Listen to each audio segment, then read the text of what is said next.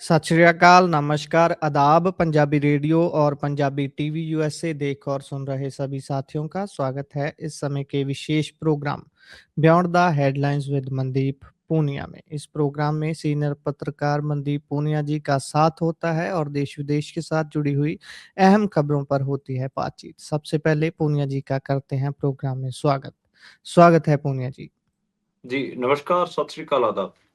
नमस्कार, सत श्री अकाल, आदाब। रुख करें खबरों का तो सबसे पहले बात ईरान, अमेरिका, इज़राइल के तनाव की। अमेरिका, इज़राइल और ईरान के इस तनाव का आज 17वां दिन है। क्या कुछ हलचल है? कोई झुकने को तैयार है? क्या-क्या इस समय की बड़ी अपडेट्स हैं इन 17 दिन में अब तक क्या अहम हुआ है? देखिए, ईरान, इज़राइल और अमेरिकी युद्ध है, उसको लेकर अब लोग लगातार एक नई थियरी ले आए हैं। लोग कह रहे हैं कि जो ऊर्जा के ट्रेडिशनल जो कन्वेंशनल जो साधन हैं, जो ऊर्जा के स्रोत हैं, उनके ऊपर अमेरिका कब्ज़ा करना चाहता है। वेनेजुएला के उस चीज़ को भी ऐसा ही देखा गया और जो ईरान के साथ जो चीज़ें देखने को मिल रही हैं, जो युद्ध देखने को मिल रहा है, उसको भी उसी कड़ी में ही देखा जा रहा है। देखिए 1991 के 90-91 के दौर में जो खाड़ी के मुल्कों की जो स्थिति थी, वहाँ पर जो गल्फ वॉर था, उसको जिस किस्म से डिफाइन किया गया, उसके बाद एक कोई रिटर्न एग्रीमेंट तो नहीं है, लेकिन एक आम सहमति बनी थी कि भई सब अपना काम करते रहेंगे, ट्रेड करते रहेंगे। जो खाड़ी के मुल्क थे, उनको भी लगा कि हमारे पास मौका है, हम अपने चुप्पी साधेंगे और बढ़िया अपने तेल बेचेंगे और मुनाफ़ा कमाएँगे और उसका असर दिखा भी हमें कि खाड़ी के मुल्कों की जो स्थिति है आज बहुत अरब अमीरात से लेकर आप कतर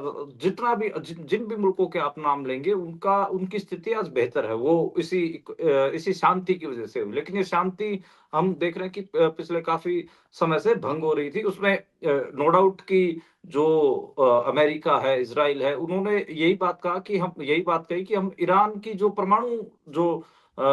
परमाणु शक्ति है उसको नष्ट करना चाहते हैं। उसके लिए हमने ये अटैक किया है और ये हमारे लिए, इस दुनिया के लिए खतरनाक साबित हो सकता है। पर इसमें देखिए जो दुनिया भर के इकोनॉमिस्ट हैं, वो एक बात पर अब सहमति बनाते दिख रहे हैं कि ये जो युद्ध है, ये बेसिकली डोनाल्ड ट्रम्प की वो जो इच्छा शक्ति है कि वो जो ट्रेडिशनल जो ऊर्जा के स्रोत हैं, उनके ऊपर कब्ज़ा करने की है। देखिए, नए ऊर्जा के स्रोत में चाइना बहुत लीड ले चुका है। उसमें आपको पता है कि ब जो सोलर एनर्जी है या फिर विंड एनर्जी, वो सबके पास है। मतलब उसमें वो कोई ऐसा तो है नहीं कि कइयों के पास नहीं, सबके पास है और उसमें जो चाइना है वो एक बहुत बड़ी बढ़त ले चुका है। ऐसे में ट्रम्प का जो सोचना या फिर अमेरिका का ये सोचना कि ट्रेडिशनल एनर्जी सेक्टर के ऊपर वो अपना कंट्रोल कायम करे, तो वो उनकी रणनीतिक मजबूरी भी है और उनकी ज़रूरत भी है।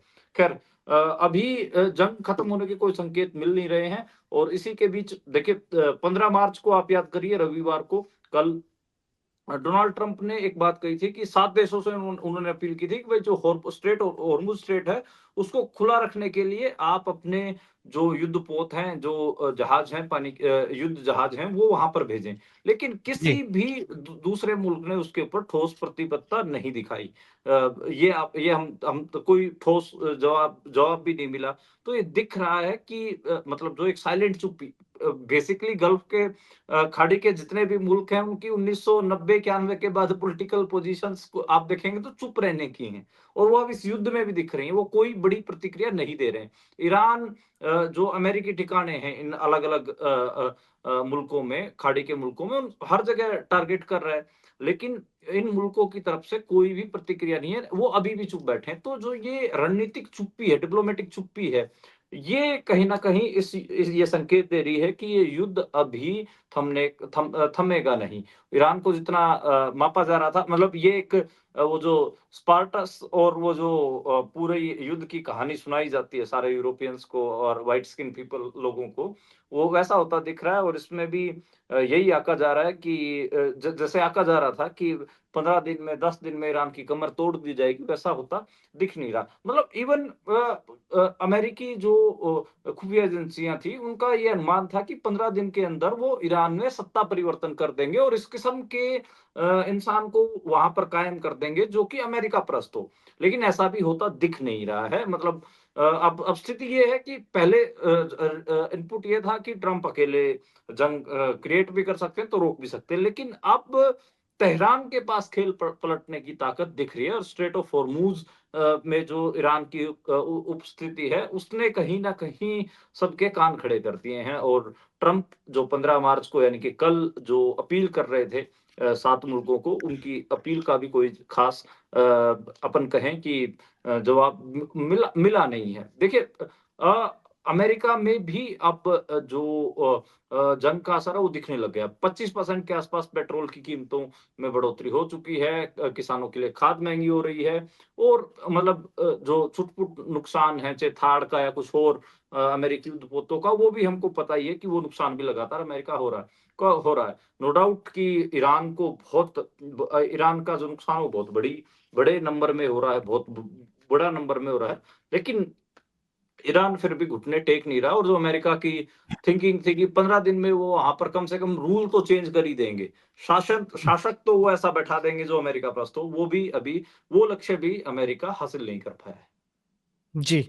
और इससे आगे अगर बढ़ें, बात अगली करें, तो बिहार में एनडीए ने सभी 5 राज्यसभा सीटें जीत ली है। महागठबंधन के 4 विधायक पहुंचे नहीं या पहुंचने नहीं दिए गए। पहुँचने नहीं दिए गए, खरीद लिया गया होगा। वैसे जो बिकाऊ होते हैं उन्हीं को ही खरीदा जाता है, ये भी आपको पता होगा गुरप्रीत।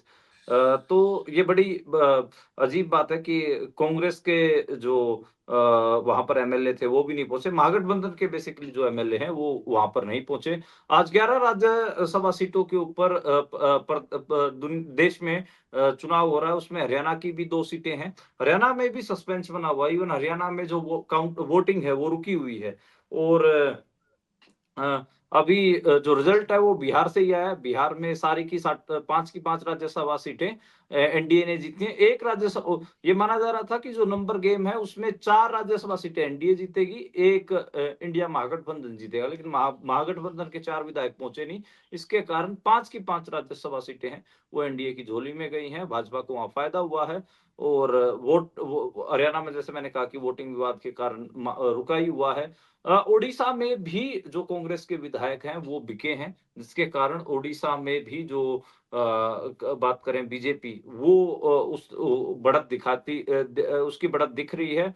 हरियाणा में हालांकि ये माना जा रहा है कि एक कांग्रेस को एक बीजेपी को मिलेगी अगर कांग्रेस के विधायक नहीं बिके। उसका रिजल्ट तो अब आप देखिए कि तकरीबन 10 बज जाएंगे आज हरियाणा का रिजल्ट आते आते। तो जो पूर्व मुख्यमंत्री हैं उड़ीसा के नवीन पटनायक बीजेडी के, उन्होंने इलेक्शन जो अधिकारी थे, मतदान अधिकारी थे, वोटिंग कमिश्नर थे, उनके ऊपर सवाल उठाए हैं। तो अगेन जो इस समय भारत में सबसे ज्यादा अगर कहें कि किसी की क्रेडिबिलिटी संदिग्ध है तो चुनाव आयोग की हो चुकी है।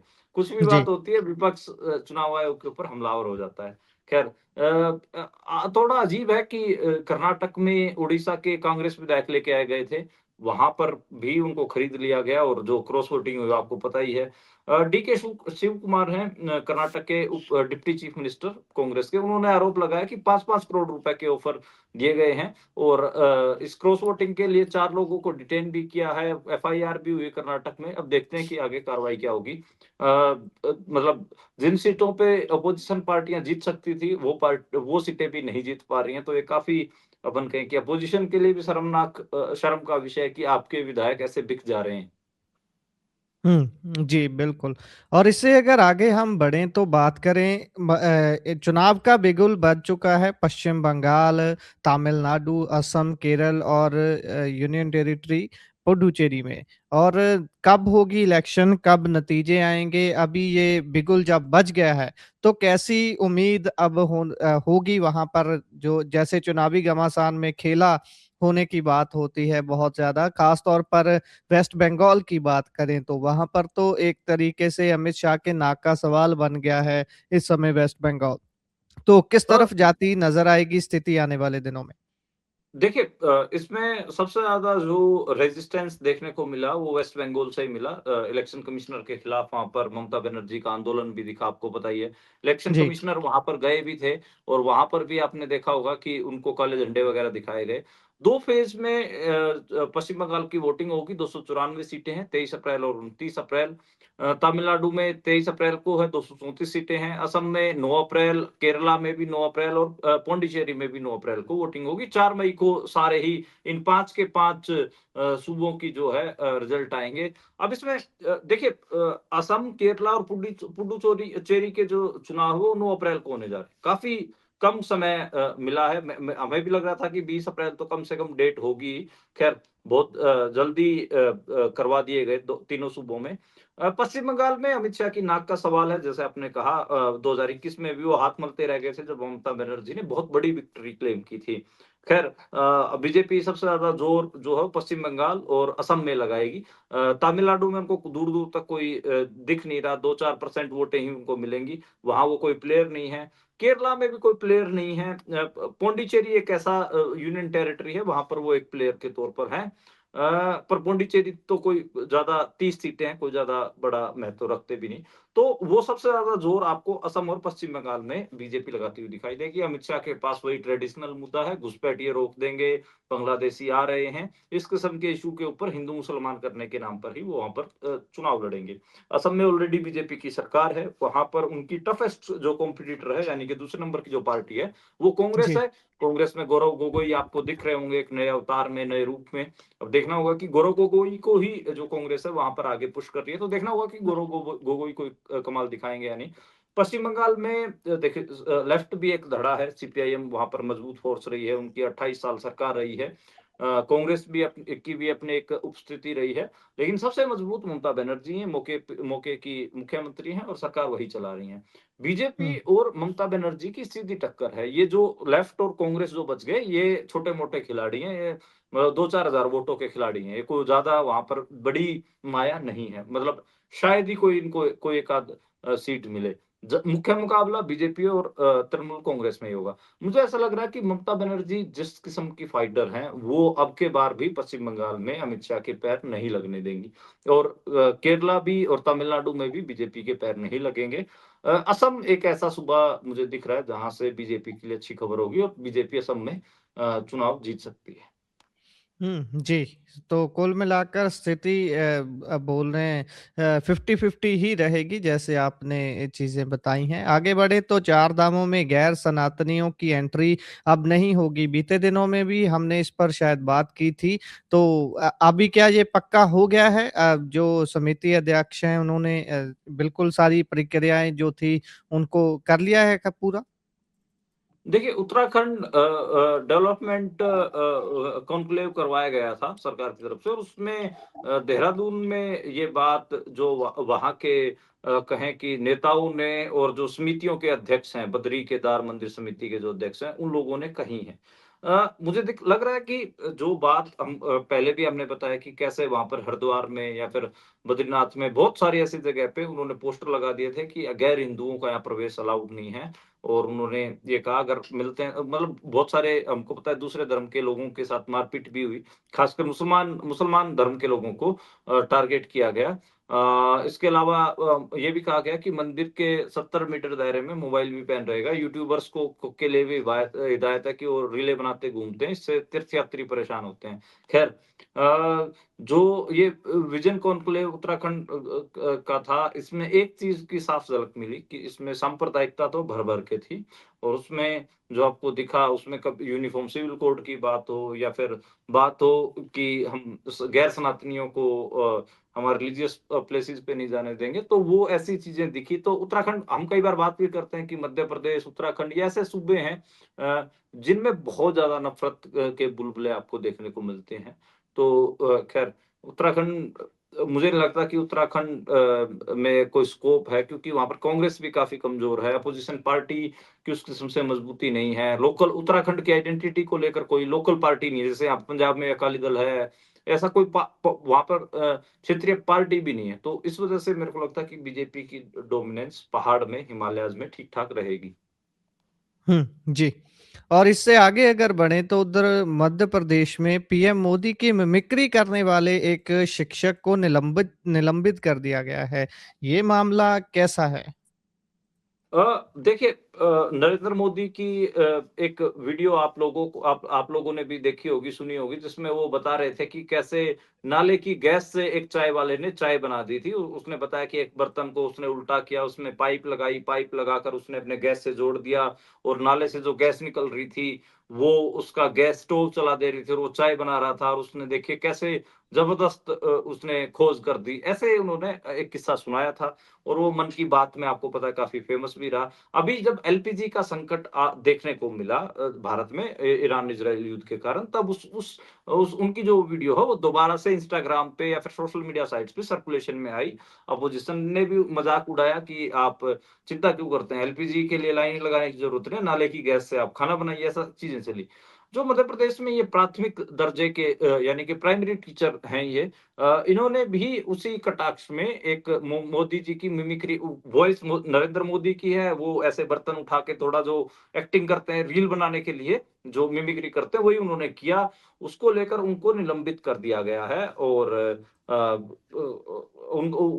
हालांकि टीचर ने सफाई दी है। उनका कहना है कि मेरा मकसद किसी को ठेस पहुंचाना नहीं था, मेरा मतलब मेरा जो ये वीडियो बनाने का मकसद था वो सबको हंसाना था, मैं हंसाना चाह रहा था, लेकिन उस हँसी-हँसी में उसका असंगत बस गया है और उस टीचर को निलंबित कर दिया गया। अब इसको क्या बोलेंगे, मतलब असहिष्णुता ही बोलेंगे कि आपके अंदर एक व्यंग्य सहने की क्षमता नहीं है। कि कोई व्यक्ति अगर आपके ऊपर कटाक्ष कर दे, कोई व्यंग्य कर दे या हँसी के लिए कुछ कर दे, आपकी बोली जी। हुई बात को लेकर, उसको आप उसको निलंबित कर दे रहे हैं, तो ये कहाँ का मेरे को नहीं लगता कि ये कोई न्याय है। मेरे को लगता है कि जिस टीचर को निलंबित किया गया है, इसको हाई कोर्ट या सुप्रीम कोर्ट जाना चाहिए, अपनी बात रखनी चाहिए। मतलब कोई किस क्राइम की उसमें रखेंगे। नरेंद्र मोदी कोई बात बोल रहे हैं, उसी के ऊपर उसने वीडियो बनाया है, उसने कोई नरेंद्र मोदी की बात को तोड़ मरोड़ के भी पेश नहीं किया। तो फिर मतलब कैसे कोई ये क्राइम कैसे है? नरेंद्र मोदी को भाषण देते हैं लोग, उसको बाद में शेयर तो कर ही सकते हैं कि देखो हमारे प्रधानमंत्री क्या बोल रहे हैं, उसमें थोड़ी बहुत मिमिक्री कर ही सकते हैं। तो व्यंग को लेकर इतनी, मतलब आपके एक चुटकुले को लेकर इतनी असहज सरकार मैंने नहीं देखी है कि एक आदमी से उसकी रोजी रोटी छीन ली जाए। तो एक खैर एक एक हमने तब भी देखा था ना जब इलेक्शंस हुई हैं तो मोदी जी के अगेंस्ट एक मिमिक्री करने वाला जो शख्स है वो फॉर्म भरना चाहता था, इलेक्शन लड़ना चाहता था, उसको फॉर्म तक भरने नहीं दिए गए थे शायद। बहुत हाँ, लंबा चला तो श्याम वो रंगीला। जी, हाँ, वो उनका नाम है लगातार श्याम ट्वीट करके रंगीला। बता रहे हैं। जी, जी। हाँ, हाँ। तो उन वो जो व्यक्ति, उस लड़के का नाम है श्याम रंगीला, अपने जो गंगानगर हनुमानगढ़ इलाके का है वो। जी। वो नरेंद्र मोदी की आवाज़ में मिमिक्री करता है। वो जब नेशनल टीवी पे आया तो उसको जिस रियलिटी शो में था, उस रियलिटी शो को ही बंद करवा दिया गया। और हुँ, उसको तब वो जब उसी से खुंदक खा के उसने फैसला लिया कि 2024 में नरेंद्र मोदी के खिलाफ चुनाव लड़ेगा, वहाँ पर भी उसको फॉर्म नहीं भरने दिए गए। तो ख़ैर नरेंद्र मोदी की बहुत अच्छी मिमिक्री श्याम रंगीला करते हैं, लेकिन उनको उनका शो भी बंद करवा दिया गया और बाद में जब उन्होंने नरेंद्र मोदी को चैलेंज करने की बात की, तो उनको फॉर्म पर इलेक्शन लड़ने के लिए पर्चा तक नहीं भरने दिया गया। तो ख़ैर कुणाल बिल्कुल। कामरा का केस हो, उसमें भी आप देखिए, चुटकुलों से बहुत ज़्यादा, मतलब इनका कोई मज़ाक उड़ा दे। वैसे जो राइट विंग पॉलिटिक्स है, अगर मैं हुँ। कहूँ कि वो अपने आप में ही एक चुटकुला है, तो उसका जैसे ही उसका कोई चुटकुलेबाजी करने लगता है, उसका मज़ाक उड़ाने लगता है, तो सबसे ज़्यादा असहज राइट विंग के लोग होते हैं। वो हिटलर से लेकर आज आप नरेंद्र मोदी तक आप देख सकते हैं।